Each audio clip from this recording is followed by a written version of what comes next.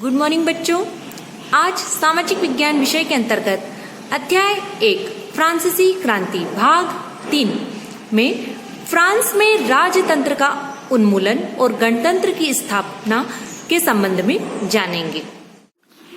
France में राजतंत्र का उन्मूलन और गणतंत्र की स्थापना, जैसा कि हमने पहले भाग 1 और 2 में देखा था कि कैसे फ्रांस की सरकार फ्रांस की जनता पर टैक्स लगाती है और समाज जो कि अलग अलग स्टेट में बटा था, उनमें तृतीय स्टेट के लोग टैक्स चुकाने, अकाल पड़ने, महंगाई बढ़ने से विरोध प्रदर्शन करते हैं और अपने अधिकारों और मांगों को लेकर उनमें ये प्रदर्शन दिन प्रतिदिन और बढ़ते जाते हैं। अंत में लुई 16 उनकी मांगों को स्वीकार कर लेता है और फिर एक नए संविधान को मान्यता दे दी जाती है। और इस पूरे दौर में जो तृतीय वर्ग के स्टेट के जो अमीर धनवान लोग होते हैं, अपने पैसों के दम पर अधिकार तो प्राप्त कर लेते हैं, लेकिन जो गरीब व्यक्ति जैसे दलित, किसान, मजदूर आदि लोग जो होते हैं, वे कहीं न कहीं अभी भी अपने अधिकारों से वंचित रह जाते हैं। इस बारे में पत्रकार जॉ-कॉल मरा ने भी अपनी चिंता को जाहिर किया था। अब यहाँ हम फ्रांस की आने वाली स्थिति को जानेंगे। फ्रांस की स्थिति आने वाले वर्षों में भी तनावपूर्ण बनी रही। यद्यपि लुई 16 ने संविधान पर हस्ताक्षर कर दिए थे, परंतु प्रशा के राजा से उसकी गुप्त वार्ता भी चल रही थी। फ्रांस की घटनाओं से अन्य पड़ोसी देशों के शासक भी चिंतित थे। इसलिए 1789 की गर्मियों के बाद होने वाली ऐसी घटनाओं को नियंत्रित करने के लिए इन शासकों ने सेना भेजने की योजना बना ली थी। लेकिन जब तक इस योजना पर अमल होता, अप्रैल 1792 में नेशनल असेंबली ने प्रशा एवं ऑस्ट्रिया के विरुद्ध युद्ध की घोषणा का प्रस्ताव पारित कर दिया। अब प्रांतों से हजारों स्वयंसेवी सेना में भर्ती होने के लिए जमा होने लगे। उन्होंने इस युद्ध को यूरोपीय राजाओं एवं कुलीनों के विरुद्ध जनता की जंग के रूप में लिया। अब हमने देखा कि फ्रांस की स्थिति आगे भी ठीक नहीं थी। जबकि लुई 16 ने संविधान के लिए हाँ कर दी, उस पर अपने हस्ताक्षर कर दिए, फिर भी वह फ्रांस के जो पड़ोसी देश था, है ना, कौन, प्रशा, वहां के राजा से चुपचाप बातें करता रहता था। फ्रांस में होने वाली रोज रोज की ये जो घटनाएं घटती थी, इनके कारण पड़ोसी देशों के राजा जो थे, उनको ये बातें पता चली और वो भी इस बात को लेकर बड़े चिंतित हुए और उन्हें ये लगा कि कहीं ऐसा ना हो कि उनकी प्रजा भी उनके विरुद्ध हो जाए। इसके लिए उन्होंने फ्रांस का जो राजा लुई 16 था, उसके पक्ष में प्रशा और ऑस्ट्रिया की सेना को फ्रांस की जनता के ऊपर अटैक करने के लिए भेजने की सोची। लेकिन जब तक कि वे अपनी सेना को भेजते, उसके पहले ही नेशनल असेंबली ने यह प्रस्ताव पारित कर दिया कि हम युद्ध की घोषणा करते हैं। और युद्ध की घोषणा करते ही फ्रांस के अलग अलग राज्यों से या प्रांतों से कई सारे स्वयंसेवी लोग सेना में भर्ती होने के लिए निकल पड़ते हैं, क्योंकि उन्होंने ये सोच लिया कि यूरोप में जितने भी कुलीन लोग हैं या धनवान लोग हैं जो अब तक हमारा शोषण कर रहे हैं, तो उनके खिलाफ तो अब हमें जंग लड़ना ही पड़ेगी। और वो जंग लड़ने निकल पड़ते हैं। उनके होठों पर देशभक्ति के तराने थे, है ना, जैसे हम अपने देश में, हमारे देश के लोग गाते हैं ना देशभक्ति के गीत, ठीक वैसे ही उनमें कवि रॉजेट द लाइल द्वारा रचित मार्सिले भी था। ये गीत था। यह गीत पहली बार मार्सिलेस के स्वयं सेवियों ने पेरिस की ओर कूच करते हुए मतलब पेरिस की ओर जाते हुए गाया था।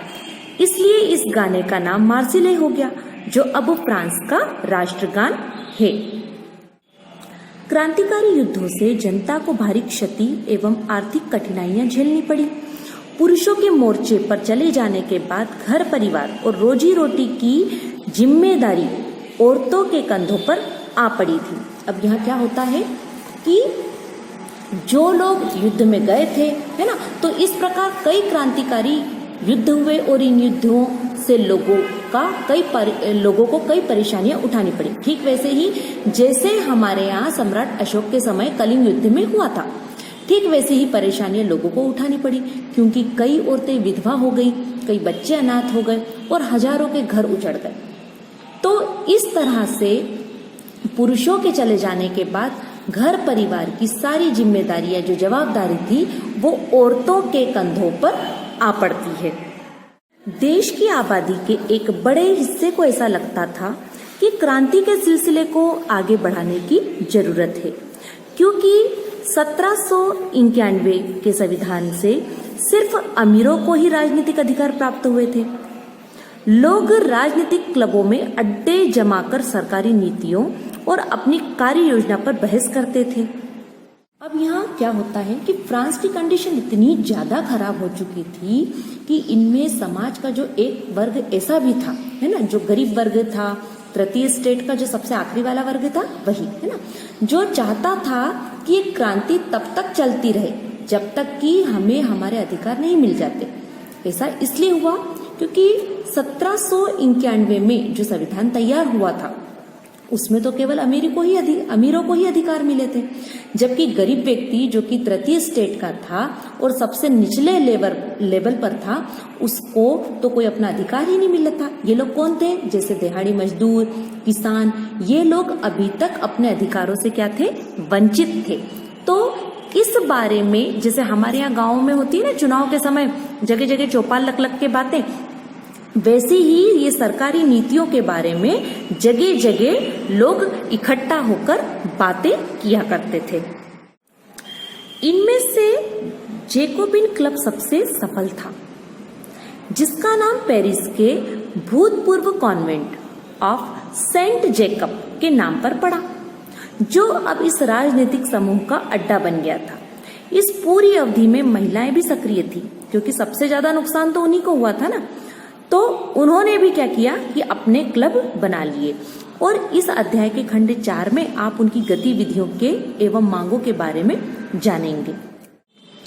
जेकोबिन क्लब के सदस्य मुख्यतः समाज के कम समृद्ध हिस्से से आते थे, यानी कि ये बहुत ज्यादा अमीर नहीं थे, और इनमें छोटे दुकानदार और कारीगर जैसे जूता बनाने वाले, पेस्ट्री बनाने वाले, घड़ी साज यानी घड़ी का काम करने वाले, छपाई करने वाले और नौकर व दिहाड़ी मजदूर यानी कि जो रोज की मजदूरी पाते हैं ना, वो लोग शामिल थे।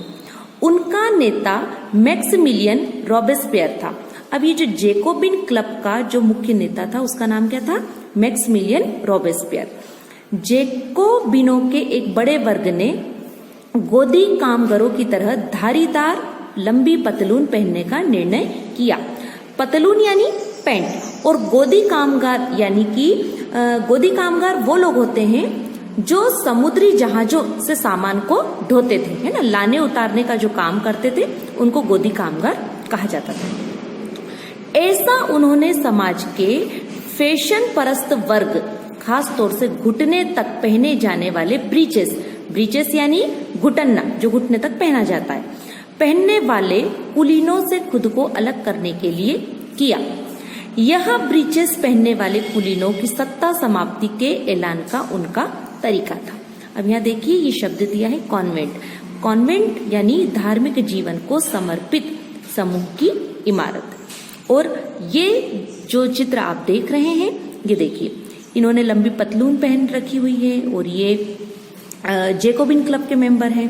और ये जो हैं, इन्होंने क्या कर रखा है? इन्होंने ब्रीचेस पहन रखा है, यानी घुटना, है ना, कुलीन वर्ग के।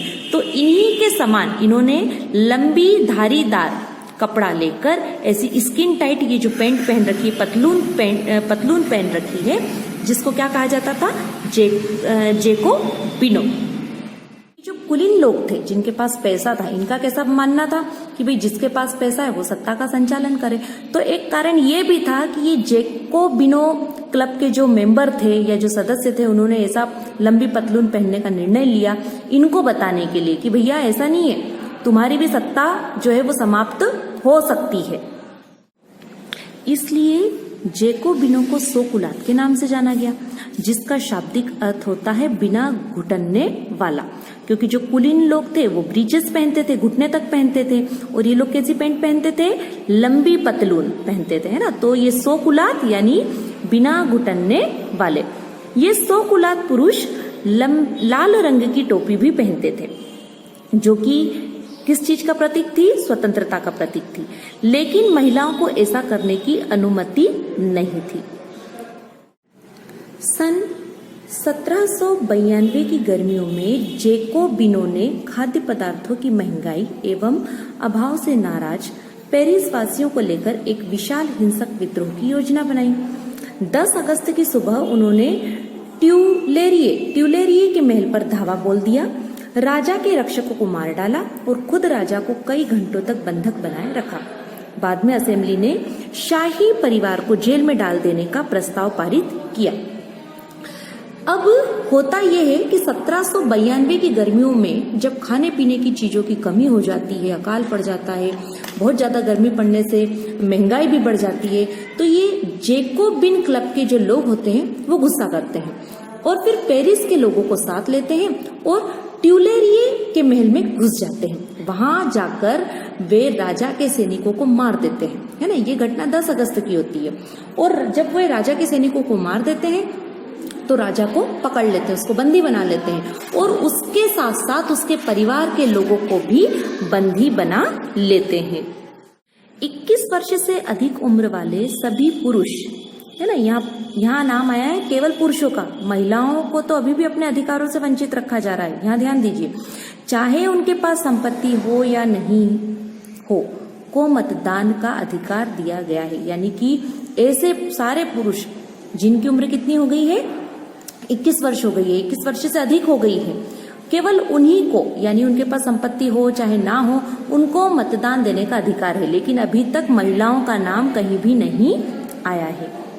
नवनिर्वाचित असेंबली को कन्वेंशन नाम दिया गया। 21 सितंबर 1792 को इसने राजतंत्र का अंत कर दिया और फ्रांस को एक गणतंत्र घोषित किया। जैसा कि आप जानते हैं, गणतंत्र सरकार का वह रूप है जहां सरकार एवं उसके प्रमुख का चुनाव जनता करती है। जैसे हमारे यहाँ होते हैं ना, हमारे यहाँ चुनाव के समय क्या करती है, जनता वोट देती है और अपना नेता चुनती है, ठीक वैसे ही। तो यह वंशानुगत राजशाही नहीं है।